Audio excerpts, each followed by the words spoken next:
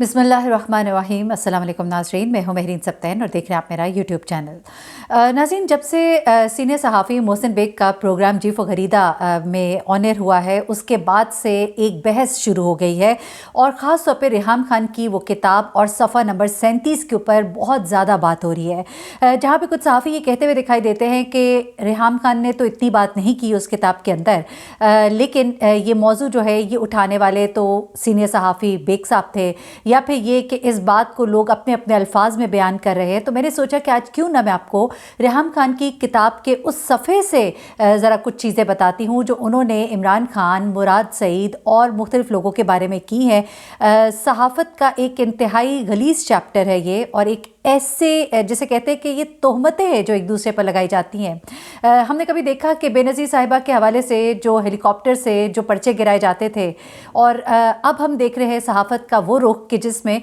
इमरान खान को जिस तरह से टारगेट किया जा रहा है। ये टारगेट, आप उनके कारकर्दगी पे बात करें, आप बात करें उन्होंने क्या डिलीवर किया नहीं किया, लेकिन ज़ातियात पर आना, इवन पर्सनल लाइफ में किसी के घुसना, चाहे वो मरीम नवाज़ हो, मरीम नवाज़ की पर्सनल लाइफ, उनकी शादी, कैप्टन सफ्तर के हवाले से बातें, ये सब गलत है, ये सब बहुत गलत है। और ये मैं कहूँगी कि सियासत का एक इंतहाई घटिया चेहरा है जो कि इस वक्त हमारे नाजरीन, हमारे लोग जो है वो देखने पर मजबूर है। तो ज़रा आपके सामने थोड़ी सी चीज़ें खुलकर बताती हूँ आज मैं। शायद कुछ ऐसी चीज़ें भी मुझे बयान करनी पड़े जो मुनासिब नहीं है, लेकिन एक किताब है और एक चैप्टर है उसका जो इस वक्त मौज़ूद गुफ्तगू है, तो आपको भी, मेरे ऑडियंस को भी पता होना चाहिए कि असल बात क्या हो रही है। वो कौन सी ऐसे शर्मनाक इल्ज़ामात हैं जो रेहाम खान ने इमरान खान साहब पे लगाए हैं या मुराद सईद पे लगाए हैं, जिस पे मुराद सईद अब इस वक्त बहुत सीख पाए कि हर जगह ये इस तरह की मेरे बारे में बातें की जा रही है, मैं किसी को नहीं छोड़ूंगा। उन्होंने इनफैक्ट इस पर अब जो केस किया है, उससे पहले मैं आपको बताऊं कि मोहसिन बेग जो है ये जी फॉर गरीदा में थे, और वहाँ पे जो एग्जैक्टली जुमले हैं मैं ज़रा आपको रिपीट कर देती हूँ। जब बात हो रही थी कि नंबर 1 मुराद सईद साहब को नंबर 1 रैंक किया गया है, तो गरीदा ने सवाल किया कि वज़ीर आज़म साहब तो मुतमईन है टॉप पर नंबर 1 पर मुराद सईद साहब है, इसकी वजह क्या है? तो मोहसिन बेग साहब कहते हैं कि तो उसका तो मुझे पता नहीं, वो रेहाम खान की किताब में लिखा हुआ है, पता नहीं किस लिए मुतमईन है उनसे, आई डोंट नो, प्रोजेक्ट्स का तो मुझे कुछ पता नहीं। ठीक है, इस तरह की फिर उसके बाद एक गुफ्तगू छिड़ गई, और उसके बाद फिर दूसरे गेस्ट ने भी अपना जो पार्टिसिपेशन किया वो किया।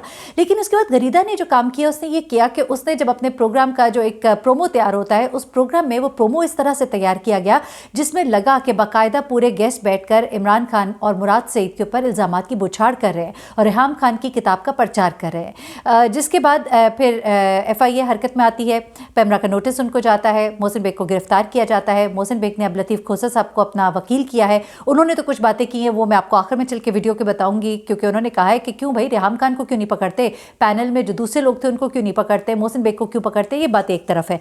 लेकिन अब मैं आ जाती हूँ असल उस बात की तरफ जिसके लिए सुनने के लिए आपने इस वीडियो को क्लिक किया है। जनाब, मामला क्या है? रेहाम खान की किताब है। रेहाम खान की किताब में बहुत सी ऐसी बातें हैं जो मैं कम से कम अपने प्लेटफॉर्म पे बयान नहीं कर सकती, लेकिन अब मैं कुछ बातें उसमें से आपके सामने ज़रा रख देती हूँ।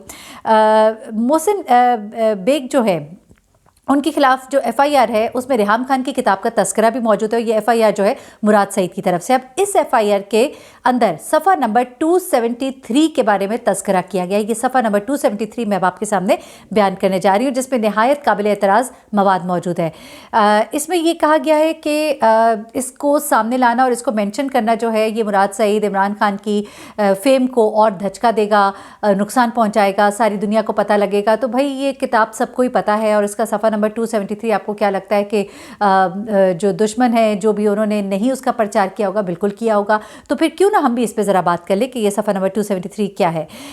उसके बाद अच्छा, लोग तो बल्कि ये भी मशवरे दे रहे कि एक ऐसी तहरीर जो अभी हर खासो आम की नज़र में नहीं थी वो आ जाएगी, बल्कि मैं तो समझती अच्छी बात है हर खासो आम की नज़र में आए और पता लगे कि सियासत में लोग इतना भी गिर जाते हैं कि कैसी कैसी बातों पर आ जाते हैं। अब रेहाम खान ने अपनी किताब में अपने साबिक शौहर इमरान खान, मुराद सईद और हमजा अली अब्बासी पर संगीन इल्ज़ामात लगाए हैं, और इसमें बेसिकली जिस्मानी ताल्लुकात का जिक्र किया गया है। किताब के मुताबिक जब भी हमजा अब्बासी, अब आप सुनते जाइएगा, ये बहुत ही तहलका खेज़ इंकिशाफात कुछ आपके सामने रख रही हूँ इस सफ़े से। रेहाम खान का ये कहना था इस सफ़े और दीगर सफ़ात से जो मैंने मुख्तसरन निकाला है कि जब भी हमजा अब्बासी और मुराद सईद बनी गाला आते तो वो इमरान खान के साथ तन्हाई में मुलाकातें करते थे। रेहाम लिखती है कि मुझे घर के मुलाजिम बताते कि आपकी गैर मौजूदगी में हमजा अब्बासी और मुराद सईद इमरान खान को अकेले नहीं रहने देते, उनके साथ कंपनी बनाए रखते थे। फिर रेहाम ने अली अमीन गंडापुर के हवाले से भी बातें लिखी हैं जो बड़ी हैरानकुन है। रेहाम ने कहा कि मैंने शादी के बाद इमरान को देखा कि कैसे वो खूबसूरत मर्दों की तरफ मुतवज्जह होते हैं। अच्छा, पहले तो मैं उनकी गुज़िश्ता बात पे ज़रा कमेंट करती चलूँ कि भाई दोस्तों के साथ दोस्त तो बैठते हैं, हमने भी देखा है कि मर्दों की बड़ी कंपनी होती है अपने दोस्त यारों में ज़्यादा देर तक बैठना। हमारे अपने फैमिली में जब भाइयों की या किसी की बीवियाँ जो हैं वो गई होती हैं आगे पीछे मैके गई होती है तो अपने दोस्तों में वो ज़्यादा से ज़्यादा वक्त गुजारते हैं, तो इसको एक गलत और गंदा रंग देना इंतहाई गैर मुनासिब। अच्छा आगे वो कहती है कि मैंने शादी के बाद इमरान को देखा कि कैसे वो खूबसूरत मर्दों की तरफ मुतवज्जे होते हैं। खूबसूरत मर्दों और पैसे वाली शख्सियत से इमरान खान बहुत जल्दी मुतासिर होते थे। वो परवेज़ खटक, जाकिर खान और मुराद सईद की गुजरे दिनों की खूबसूरती का तस्करा गैर दानिशमंदाना अंदाज में करते थे। जिस तरह इमरान खान साबिक टेस्ट क्रिकेटर सकलैन मुश्ताक की बात करते थे, वो पाकिस्तानी स्पिनर जिसकी मुस्कुराहट इतनी खूबसूरत थी। ठीक है, ये बताने का उनका अंदाज़ है कि इमरान खान कहते थे कि वो पाकिस्तानी स्पिनर जिसकी मुस्कुराहट इंतहाई खूबसूरत थी, जिसने मुझे बहुत ज़्यादा डिस्टर्ब किया।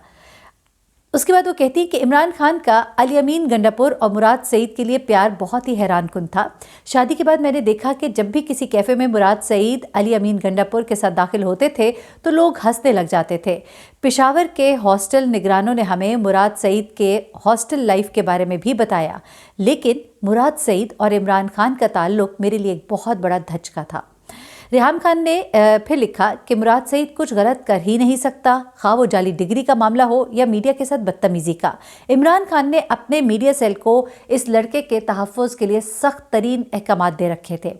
सवात का खूबसूरत लड़का इमरान खान की आंख का तारा बना हुआ था और सब लोग उसे इमरान खान के साथ ही देखना चाहते थे, चाहे वो आज़ाद कंटेनर ही क्यों ना हो, आज़ादी का कंटेनर ही क्यों ना हो। ठीक है जी। फिर कहती है रेहाम खान कि मुराद सईद अली गंडापुर की काबिलियत को भी तनकीद का निशाना बनाते हुए कि मुराद सईद की खूबसूरती के अलावा मुझे इसमें कोई खसूसियत नज़र नहीं आई जिसकी बिना पर उसे कौमी असम्बली की सीट दी गई थी। फिर वो कहती है कि मेरे ख्याल में अली अमीन गंडापुर की वाहिद काबिलियत भी उसकी मर्दाना वजाहत, लंबे बाल और खौफनाक मूछें हैं।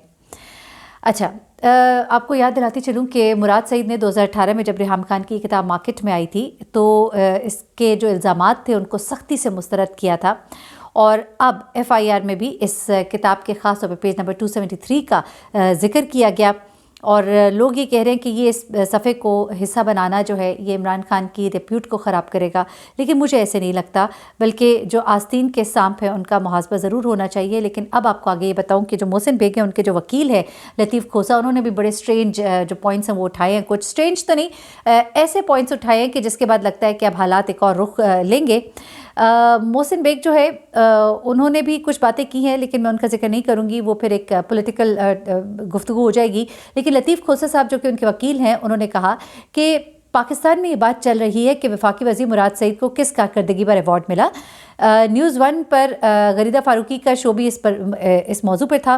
मोहसिन बेग ने तो सिर्फ इतना कहा था कि मुराद सईद को मिलने वाले अवार्ड की वजह शायद रेहाम खान की किताब है। उन्होंने रेहाम खान की किताब में मौजूद है वजह। उन्होंने मोहसिन बेग के दिफा में जो FIR है उसका हवाला दिया। उन्होंने कहा कि इसके मुताबिक मौकिल ने तो सिर्फ ये कहा था कि रेहाम खान की किताब में कुछ लिखा है, मुझे पता नहीं। तो उन्होंने कहा कि हम रोज़ाना किताबों का हवाला देते हैं, अगर मेरे मौकिल ने किसी का किताब का हवाला दिया है तो उसकी मुसन्निफ़ा को पकड़ो, यानी कि रेहाम खान को पकड़ो। तो उन्होंने फिर ये कहा कि रेहाम खान चूँकि मौजूदा वज़ीर आज़म की अहलिया रह चुकी हैं तो शायद इसलिए उनके ख़िलाफ़ कोई कार्रवाई नहीं की जा रही है। तो जनाब इस वक्त ये बातें जो है ये हो रही हैं मुख्तलिफ़ हलकों में। मैंने कहा आप तक भी बात पहुंचाऊं ताकि आपको पूरी पिक्चर क्लियर हो और मेरे जो व्यूअर्स हैं वो इस बात से महरूम ना रह जाए। मुझे महरीन सप्ताह को इजाज़त दीजिएगा। अपनी दुआ में मुझे भी याद रखिएगा, अपना बहुत ख्याल रखिएगा और सबकी इज़्ज़तों का ख्याल रखिएगा। अल्लाह हाफ़िज़।